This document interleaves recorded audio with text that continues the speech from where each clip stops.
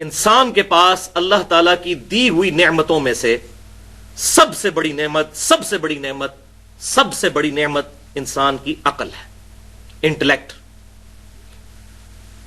اور میں نے پہلے بھی کئی دفعہ بتایا کہ اب جدید میڈیکل سائنس اس بات کی تصدیق کر چکی ہے کہ دماغ بھی سوچتا ہے اور دل بھی سوچتا ہے، لہذا دونوں چیزوں کو آپ ملا کر عقل کہہ لیں۔ حتیٰ کہ سب سے بڑا حق یعنی اللہ اور اس کے رسولوں پر ایمان لانا عز وجل وعلیہم الصلاۃ والسلام، یہ بھی اسی عقل کی بدولت ممکن ہے۔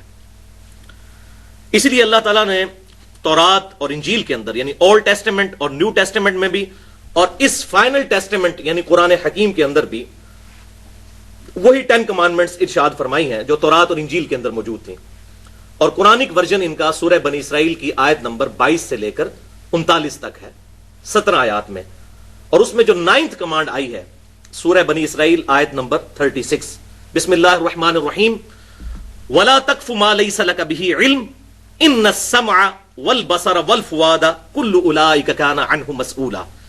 اے انسان کسی چیز کی پیروی اس وقت تک مت کر جب تک کہ تجھے اس چیز کے بارے میں ڈیفینیٹ علم حاصل نہ ہو جائے۔ بے شک کان، آنکھیں اور عقل، اپروپریٹ ٹرانسلیشن فواد کی ہے عقل، فعید کہتے ہیں عربی میں بھجیا کو، فائدے والی چیز کو، ایکسٹریکٹ کی گئی چیز۔ ان 3 اعضاء کے بارے میں تجھ سے پوچھا جائے گا کہ تو نے ان 3 اعضاء کو استعمال کر کے حق بات حاصل کرنے کی کوشش کیوں نہیں کی۔ اسی طریقے سے سورہ الزمر کی آیت نمبر 9 کے اندر اللہ تعالیٰ نے ارشاد فرمایا بسم اللہ الرحمن الرحیم قل هل يستوي الذين يعلمون والذين لا يعلمون انما يتذكر اولو الالباب۔ اے محبوب صلی اللہ علیہ وسلم فرما دیجئے کہ علم والے اور بغیر علم والے برابر نہیں ہو سکتے، اور نصیحت تو قبول نہیں کرتے مگر عقل والے، اولو الالباب۔ اور اس کے برعکس جو لوگ اپنی عقل کو استعمال نہیں کرتے، اپنے کانوں کو استعمال نہیں کرتے، اپنی آنکھوں کو استعمال نہیں کرتے، اللہ تعالیٰ نے ان کے ایک ایک عضو کا ذکر کر کے آخر میں گاڑا فتویٰ لگایا ہے۔ جو لوگ کان استعمال نہیں کرتے، آنکھیں استعمال نہیں کرتے، عقل استعمال نہیں کرتے، سورۃ الاعراف کی آیت نمبر 179 میں اللہ تعالیٰ نے ان پر گاڑا فتویٰ لگایا اولئک کالانعام بل ہم اضل۔ یہ لوگ تو جانوروں کی مانند ہیں مگر بلکہ اس سے بھی بڑھ کر، اولئک کالانعام بل ہم اضل، یہ لوگ جانوروں کی مانند ہیں بلکہ اس سے بھی بڑھ کر، والعیاذ باللہ۔ تو بھائیو، قرآن حکیم نے توہمات کو ریجیکٹ کر کے ڈیفینیٹ علم کے اوپر عقائد اور نظریات رکھنے کی ترغیب دلائی، حتیٰ کہ اس کا کلائمیکس ہے سورۃ الملک کی آیت نمبر 10 وَقَالُوا لَوْ كُنَّا نَسْمَعُ وَنَعْقِلُ مَا كُنَّا فِي أَصْحَابِ السَّعِيرِ۔ دوزخی جب دوزخ میں پہنچیں گے تو کہیں گے کاش ہم نے دنیا میں عقل استعمال کی ہوتی اور کانوں سے بات غور سے سن لی ہوتی تو آج ہم دوزخ میں نہ ہوتے۔ اور اس پر اللہ تعالیٰ کا ڈیوائن اوپینین آئے گا فَاعْتَرَفُوا بِذَنبِهِمْ فَسُحْقًا لِأَصْحَابِ السَّعِيرِ۔ انہوں نے اپنے اصلی جرم کا اعتراف کر لیا، پس پھٹکار ہو ان اصحاب السعیر کے اوپر، دوزخ والوں کے اوپر۔ اب جرم ماننے کا فائدہ کوئی نہیں۔ اور بھائیو، رسولوں کا مقدمہ ہی اسی بات پر قائم ہے کہ انسان نے اپنی عقل کو، اپنے کانوں کو، اپنی آنکھوں کو استعمال کر کے خود گمراہی سے بچ کر حق کا راستہ اختیار کرنا ہے۔ سورہ الدہر میں اللہ تعالیٰ نے ارشاد فرمایا اِنَّا هَدَيْنَاهُ السَّبِيلَ إِمَّا شَاكِرًا وَإِمَّا كَفُورًا۔ ہم نے تو ہدایت کا راستہ واضح کر دیا ہے، چاہو تو اسے اختیار کر لو، چاہو تو انکار کر دو، یہ من چلے کا سودا ہے، لیکن انجام پھر مختلف ہوگا۔ انکار کرنے والوں کا انجام پھر اللہ کا غضب، اور ماننے والوں کا انجام جو ہے وہ اللہ تعالیٰ کی رحمت کا مقام جنت۔ تو اللہ تعالیٰ نے انسان کو یہ جو آزاد دیے، ان کی وجہ سے اکاؤنٹیبل ٹھہرا لیا ہے کہ انسان نے خود ہدایت کا راستہ اختیار کرنا ہے، نہ کہ ڈیسٹنی کا بہانہ بنانا ہے کہ میری تقدیر میں یہ لکھا تھا، میری قسمت میں یہ لکھا تھا۔ اگر اس طرح کی یہ تمام معاملات جو اللہ تعالیٰ نے حکمیہ ہمیں ارشاد فرمائے ہیں انہیں تقدیر پر چھوڑ دیا جائے، پھر تو رسولوں کا مقدمہ ہی ختم ہو جائے گا۔ رسولوں کا دنیا میں آنے کا مقصد ہی یہی ہے کہ ہمیں اس بات پہ جھنجھوڑیں کہ ہم اپنی عقل کو، اپنی آنکھوں کو، کانوں کو استعمال کریں۔ ادروائز اگر اللہ تعالیٰ نے زبردستی کسی کی ڈیسٹنی میں دوزخ یا جنت لکھی ہوئی ہے پھر تو رسولوں کی ضرورت ہی کوئی نہیں, کتابوں کی بھی ضرورت کوئی نہیں ہے. تو ان کتابوں کا مقدمہ اور رسولوں کا مقدمہ اسی بات پر قائم ہے کہ ہم نے اپنا انٹلیکٹ استعمال کرنا ہے.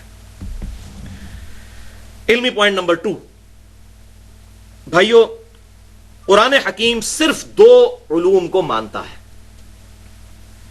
ایک ریویلڈ نالج جو وحی کا علم ہے, اور دوسرا ایکوائرڈ نالج, سائنس کا علم, ڈیفینٹ سائنس کا علم جو مشاہدات اور تجربات کے بعد اسٹیبلش ہو جائے, ہائپوتھیسز یا تھیوریز کی بات نہیں. اور سائنس کی ہم ڈیفینیشن کیا کرتے ہیں؟ The knowledge obtained through observations and experiments is known as science. مشاہدات اور تجربات کے ذریعے حاصل کیا گیا علم سائنس کہلاتا ہے.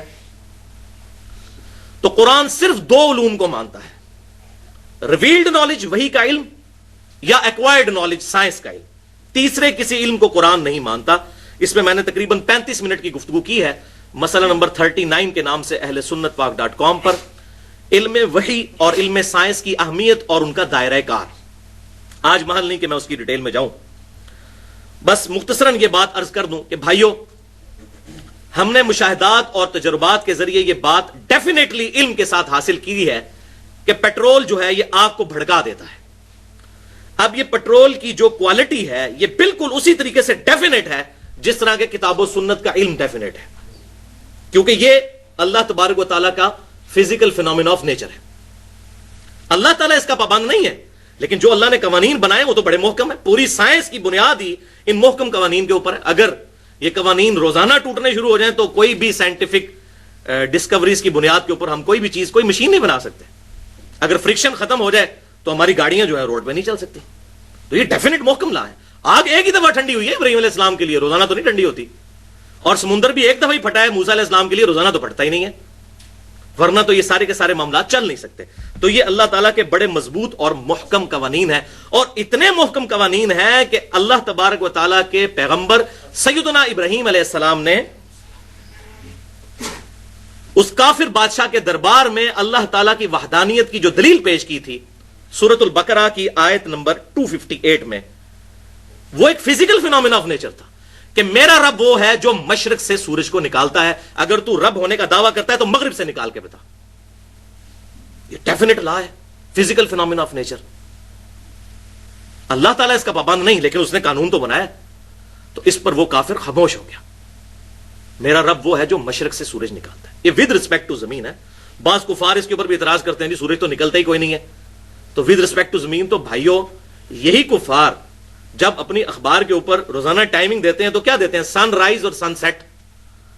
تو اس وقت اگر ہم ان کا مذاق اڑانا شروع کرتے ہیں کہ بھائی سن تو رائز کرتا ہی نہیں نہ سیٹ ہوتا ہے, تو کہیں گے نہیں نہیں یہ تو زمین کے ریفرنس ہے. تو بھائی یہ بھی زمین کے ریفرنس سے بات ہو رہی ہے, ریلیٹو ٹو زمین, ورنہ سورج تو غروب ہوتا ہی نہیں ہے. وہ تو زمین کی جو گردش ہے اس کی وجہ سے سارے معاملات چلتے ہیں. وہ مسئلہ نمبر 60 جو ہے ہو از اللہ, ان میں نے ڈیٹیل سے بتایا اس لیکچر کے اندر. بہرحال جو ایسی بات ہو جس پہ دونوں علوم متفق ہو جائیں, ریویلڈ نالج بھی اور ایکوائرڈ نالج بھی, تو وہ نور علی نور ہے. اس کے برعکس جو شے ریویلڈ نالج سے بھی ثابت نہ ہو اور ایکوائرڈ نالج سے بھی ثابت نہ ہو تو قرآن اس کو حق نہیں مانتا, اسلام اس کو حق نہیں مانتا. مثال کے طور پر ہمارے پڑوسی ملک کے اندر تقریباً 90 کروڑ ہندوؤں کا یہ عقیدہ ہے کہ زلزلہ اس لیے آتا ہے کہ ایک گائے ہے, اس نے ایک سینگ کے اوپر زمین کو اٹھا رکھا ہے, جب وہ تھک جاتی ہے تو دوسرے سینگ پہ اٹھاتی ہے, تو بس اسی کے ہلنے کی وجہ سے زلزلہ آتا ہے. اب اس کی دلیل نہ تو ریویلڈ نالج میں موجود ہے اور نہ ایکوائرڈ نالج میں. ہاں, ہمیں ایکوائرڈ نالج میں جیولوجی کی فیلڈ کے لوگ, جیولوجسٹ بتاتے ہیں کہ ٹیکٹونک پلیٹس کے ڈسٹربنس کی وجہ سے زلزلے آتے ہیں. اچھا, اب ان پلیٹس کو ڈسٹرب کون کرتا ہے؟ اس کا جواب پھر سائنس نہیں دے گی, اس کا جواب ریویلڈ نالج سے ہوگا. یہ ساری کی ساری چیزیں ایک supreme being, super natural agency یا سپریم اتھارٹی نے کنٹرول کی ہوئی ہے, ٹائنیسٹ ڈیٹیل تک. وہ تو بس فزیکل فینومینا آف نیچر کو صرف ڈسکور کرتے ہیں کہ ایسا ہوتا ہے اس وجہ سے. اچھا جی, مد و جزر آتا ہے سمندر میں کشش ثقل کی وجہ سے, گریویٹیشنل فورس آف مون کی وجہ سے سمندر میں موجیں اڑتی ہیں. اچھا, تو یہ فورس کہاں سے آئی, کیوں موجود ہے مادے کے اندر؟ اس کے اوپر پھر سائنس خاموش ہے. وہ کہتے ہیں یہ فزیکل فینومینا آف نیچر ہے, بس دیٹس آل, اس سے آگے نہیں. اسی طریقے سے یہ عقیدہ رکھنا کہ کالی بلی رستہ کاٹ جائے گی تو یہ نحوست کی نشانی ہے، تو اس کو نہ ریویلڈ نالج سپورٹ کرتا ہے نہ ایکوائرڈ نالج سپورٹ کرتا ہے، یہ ایکسیپٹیبل بات نہیں ہوگی۔ اسی طریقے سے گھر کی منڈیر پر کوے کا بولنا مہمانوں کی آنے کی پیشن گوئی ہے، اس کو نہ ریویلڈ نالج سپورٹ کرتا ہے نہ ہی ایکوائرڈ نالج۔ تو حقیقت بات یہ ہے کہ بھائیوں پھر اس طرح کی چیزیں جب کسی ریلیجن میں داخل ہو جائیں دین کے نام کے اوپر، تو پھر یہ چیزیں لوگوں کو دین سے ہی متنفر کروائیں گی، وہ کہیں گے یہ کیا اللاجیکل باتیں کرتے ہیں۔